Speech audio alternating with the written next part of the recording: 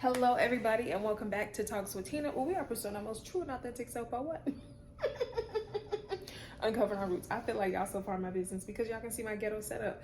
And my ghetto setup is that I record on my laptop, and then I'm doing a live version of the podcast. I told y'all I wasn't gonna leave y'all hanging. Look at me now. Look at me now. Y'all, I am back with another podcast. Like, I did not neglect the podcast. Let's give a round of applause for me, because it could have been another way. Anywho, if you are not watching on YouTube, Facebook, Instagram, there is the podcast version. So welcome back, guys. Anywho, in the spirit of getting straight to the point, today's topic is seasons are seasons. Okay, so the verbiage is kind of crazy, but here we are.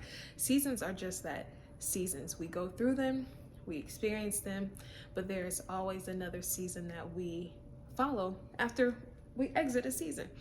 So as I'm learning in this particular season in my life, I speak a little more candidly on the podcast about the particular seasons that I'm going through and what God is teaching me, what God is showing me, because I like to include y'all in my business. I want to include y'all in all my business, but y'all get some of the tea, okay?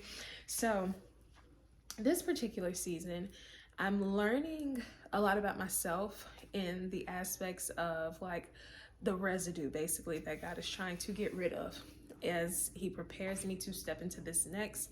And I'll be honest that it has been very difficult to embrace the new, right? Like, I can sense with every fiber in my being that God is shifting me into a new season, that he is really placing me at a more exposed level. And I didn't realize how sheltered I was, in him, until like this branching out has started to come. And so I caught myself slipping back into some of my old ways because it was just comfortable. Truth be told, it was just comfortable. But now I've really been sitting with the Lord, and I've just been understanding what he's been putting me through and what I'm learning in these particular seasons of my life. And I'm just realizing that seasons are just seasons. And if you hinder yourself more by trying to stay in a particular season. Now, if you don't follow #Talks with Tina on any other platform, I did a video basically at the start of my journey that was called Overstaying Your Season. And at that time, God was really trying to get me to understand the value of like my self-worth and stuff, because I would let people, in a sense, like walk all over me and determine for me what my ending of that season was. Like, okay, things either hit the fan, or I just stopped talking to them, or they just, things just don't go right. But it's because I couldn't do it for myself. I couldn't say, Shantina, you may have overstayed your season a little bit, and you have to be okay with that. So once I've learned that lesson, I'm kind of navigating like, okay, I don't have to be in this season that long, or it's okay if I let this friendship go. And now I'm hearing the voice of the Lord to truly say like, daughter, y'all know how we feel like God talks to us, daughter, it is time to let that go. But all in all, it is really just God like telling me, I'm shifting you. And so I need you to let this aspect of your life go so that I can show you the next. And that's what he's doing now, is like, stink about it. I'm trying to push you forward, and every time I try to push you forward, you keep going back. And I didn't realize that I was going back so much till I realized my attitude. Oh y'all, my attitude got real nasty, and for a good period of time. And then I started to just see old patterns like come up. And it's not to say that I became a horrible person, but I obviously can see when I'm not progressing in the right direction, right? And when I'm not making progress into being a better version of myself. So the one thing that stood out to me as I prepared for the healing version of this Talks with Tina message, and then this one is Ecclesiastes 4. And I saw it in the Message Bible, and it says, next I turn my attention. Ooh, y'all, I don't even think I read this. It says, next I turn my attention. Oh, that's because it's the wrong one. I was about to say, that's crazy. Ecclesiastes 3. And it says, there's a right time for everything. There's an opportune time to do things, a right time for everything on earth, a right time for birth and another for death, a right time to plant and another to reap, a right time to kill and another to heal, a right time to destroy and another to construct, a right time to cry and another to laugh, a right time to lament and another to cheer, a right time to make love and another time to abstain, a right time to embrace and another to part, a right time to search and another to count your losses, a right time to hold on and another to let go, a right time to rip out and another time to mend, a right time to shut up and another time to speak up, at a right time to love and another to hate, a right time to wage war and another to make peace. But in the end, does it really make a difference what anyone does? I've had a good look at what God has given us to do. Busy work, mostly true. God made everything beautiful in itself and in its time. I'll save y'all. Go read the Bible for yourself. But that sticks to me because it literally tells that there is a time for everything. And there is a season for everything. And there is a moment to do all of these things. But if you remain in a place of being stagnant, then you stay consumed in one season. And what I've always just said is, like, you don't want to be so committed to a season that you miss the beauty of the next. Because oftentimes we say, okay, this one was like, it was rough, but then we see the end of it. We see the beauty of the end, right?